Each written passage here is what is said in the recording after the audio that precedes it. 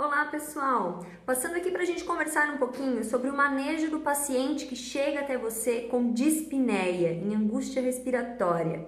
Por que a gente precisa falar a respeito disso? A gente tem que desmistificar que aquele paciente que chega dispneico é sempre um edema cardiogênico. A gente tem que saber como identificar as possíveis causas, quais são essas possíveis causas, antes mesmo de estabilizar. E não, infelizmente, não dá de sair enviando esse paciente diretamente para uma radiografia torácica para visualizar se é um edema, pneumonia, se é um pneumotórax ou efusão. A gente tem que partir de um bom exame clínico e de uma estabilização prévia a essa radiografia. E aí eu fiz uma pergunta nos stories, quem sabia identificar e manejar esse paciente quando chega, diferenciando se era efusão, pneumotórax ou se era um edema cardiogênico, uma possível pneumonia, e 100% das respostas foram que não sabiam. Bem, gente, esse paciente que chega em dispneia pra gente, o primeiro passo vai ser a gente tentar pensar na causa daquela dispneia. O paciente passou por trauma, é um paciente idoso, com histórico de cardiopatia, já passou por isso antes. A gente tem que ir conversando com isso com o proprietário de modo rápido, direto, porque a gente não pode perder tempo.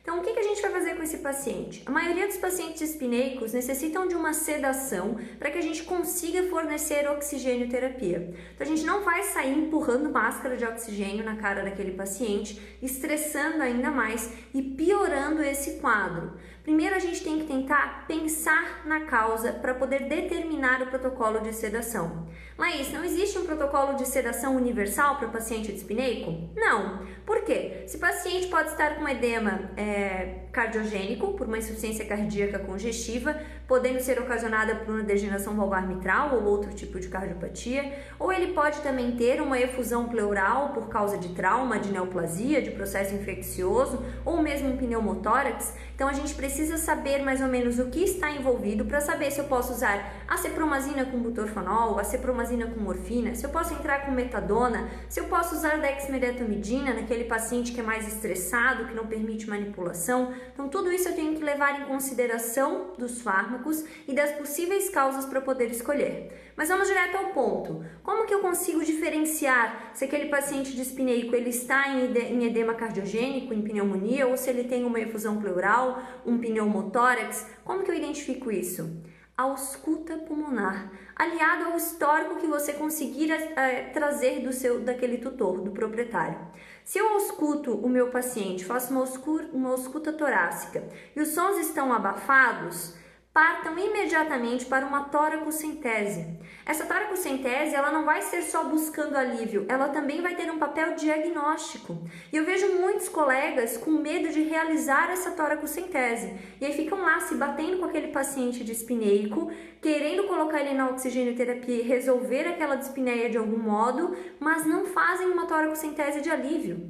Como que eu faço essa toracocentese? A toracocentese, ela geralmente é realizada entre o 7º e o 9º espaço intercostal, e quando a gente busca por pneumotórax, a gente acaba realizando ela mais dorsal, mais próximo das articulações da coluna, tá? Então a gente acaba fazendo bem mais dorsal para conseguir identificar a presença de ar. Não adianta eu fazer toracocentese apenas em um quadrante, em um lado. Ah, fiz toracocentese do lado direito, não tem nada. Tem que fazer do lado esquerdo também, certo? E quando a gente pensa em efusão torácica com hemotórax, quilotórax, muitas vezes essa toracocentese tem que ser um pouco mais ventral, mais próxima do externo. Para quê? Para que a gente consiga realmente coletar esse líquido. Se coletar líquido, gente, já manda para o laboratório para fazer uma análise dessa efusão e a gente já conseguir concluir o nosso diagnóstico de modo mais assertivo, mais rápido. Se for pneumotórax, drene até restabelecer a pressão negativa. Isso já vai trazer um conforto para o teu paciente incrível, tá? Tem pacientes que chegam super angustiados e ao final da toracocentese, para alívio daquele pneumotórax, chegam a dormir na mesa, tá? De tão tranquilos, de tão relaxados que eles ficam. Então, se tem abafamento de sons, precisa de uma toracocentese, que vai servir para dizer se é um pneumotórax, se é uma efusão, um hemotórax, um quilotórax, enfim, principalmente quando relacionado com trauma torácico, não deixem de realizar, tá? Essa efusão pode estar relacionada também com neoplasias, com processos infecciosos, mas é muito comum aparecer na nossa rotina por processo traumático. Agora, se eu ausculto meu paciente e tem lá uma crepitação, um som de bolhas estourando, papel roçando, isso pode me levar a um edema cardiogênico, sim, um edema pulmonar, ou pode me levar também para uma pneumonia. Nesses casos, a gente pode partir direto para um teste de furosemida, observando a frequência respiratória antes e depois do teste de furosemida. Ah, Laís, mas se for pneumonia, essa furosemida não vai fazer mal para o meu paciente? Não, tá? Ela só vai te auxiliar nessa conduta, vai te auxiliar neste diagnóstico. Então, tenta estabilizar esse paciente. Auscultou, tem crepitação e sopro, você praticamente já liga isso a um edema pulmonar, tá? Agora, se tem crepitação, não tem sopro audível, pode ser que seja uma pneumonia.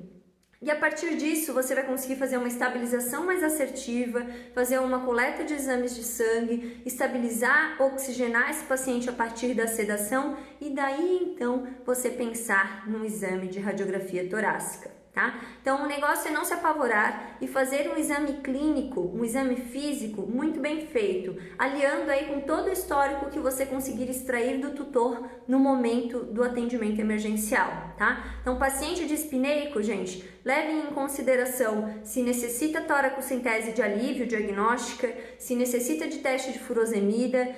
Pensem no melhor protocolo que se encaixa para aquela possível situação. Às vezes a gente acha que é um edema pulmonar cardiogênico, mas é uma outra causa. Mas eu levando em consideração os pontos que podem estar aliados com aquele quadro clínico, eu já vou saber utilizar os fármacos que melhor se encaixam, que têm menor impacto sobre a vida daquele paciente, sobre aquele organismo que já está com algumas alterações, tá? Então pensem nisso e fujam das receitas de bolo. Não existe protocolo pronto para paciente dispneico. Existe um exame físico muito bem feito que vai conseguir nortear as tuas ações. Certo? Se você não tem prática na ausculta, comece auscultando todo paciente que chega para você. A gente só consegue identificar alterações depois que o ouvido já está treinado para aquele paciente que é rígido, tá? Então, auscultem sempre, façam a ausculta pulmonar de todos os pacientes que chegarem para vocês. E tenho certeza que com o tempo essa prática vai melhorando e vai trazendo mais segurança, para que no momento da emergência você se sinta seguro, ok? Nos vemos por aqui. Deixe o seu comentário com o seu aprendizado através desse vídeo.